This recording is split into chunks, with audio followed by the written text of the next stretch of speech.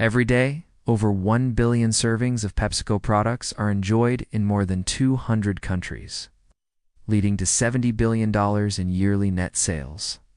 This success, however, was preceded by multiple bankruptcies. To understand PepsiCo's journey, we must return to 1889, when pharmacist Caleb Bradham created Pepsi Cola. He owned a soda fountain in his drugstore, crafting his own beverages. His most notable concoction was Brad's Drink, a mix of sugar water, caramel, lemon oil, cola, nuts, nutmeg, and other flavorings, perfect for refreshing patrons. As the beverage's popularity increased, he renamed it Pepsi Cola, aiming to benefit from Coca-Cola's rise. Like Coca-Cola, his drink was sweet, fizzy, and cola-flavored, prompting the formation of the Pepsi Cola Company in 1902.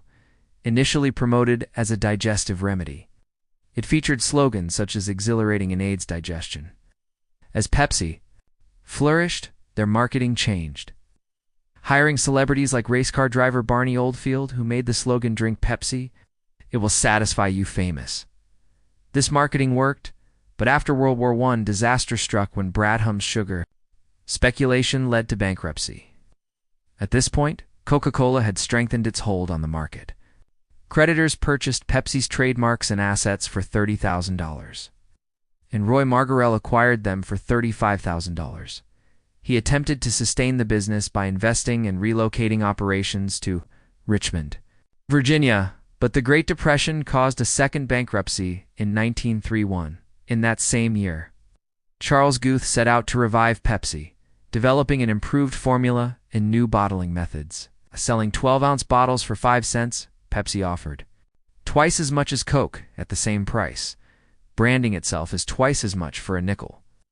The memorable Nickel Nickel jingle became widely popular, recorded in 55 languages, and recognized as one of the best advertisements of the 20th century. However, slim profits brought difficulties. Guth broadened bottling operations across the country, signing hundreds of bottling agreements. This expansion continued for 20 years, and by 1950, CEO Alfred Steele, previously a Coca-Cola executive, emphasized advertising, multiplying Pepsi's net income by 11 times, making it a strong rival. Though still trailing Coke in sales, Coca-Cola continued to dominate with the "Real Thing" slogan. Pepsi responded by targeting younger buyers, positioning itself as the choice of a new generation, successfully cutting Coke's lead in half by the mid-60s. It introduced Diet Pepsi, the first national calorie-free cola, and added Mountain Dew to its lineup. The 1965 merger with Frito-Lay formed PepsiCo, which expanded further by acquiring major restaurant brands between 1977 and 1986. While Coca-Cola stayed the top-selling soft drink, Pepsi grew its market share, capturing younger consumers with Pepsi Generation commercials and taste tests that often showed people preferred Pepsi's sweeter flavor. In 1984, Pepsi signed Michael Jackson, whose iconic commercials linked the brand to the pop superstar, boosting sales. The cola wars intensified, and by 1985, Pepsi outsold Coke in supermarkets. Yet by 1997, PepsiCo realized its non-core businesses yielded lower returns. The company shifted its focus back to drinks and snacks, spinning off its restaurant units to create Yum brands. PepsiCo then aimed for healthier products, acquiring Tropicana and Dole in 1998 and merging with Quaker Oats in 2001, expanding its international reach. By the early 2000s, it had become Russia's largest food and beverage company. Now, PepsiCo is a global powerhouse with a varied portfolio, including 23 brands each, earning over $1 billion annually.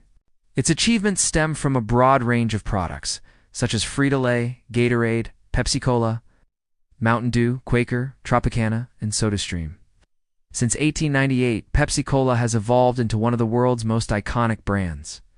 This is PepsiCo's history. Were you aware of its bankruptcies? What other facts should be included? Leave a comment and explore our channel for more inspiring business stories.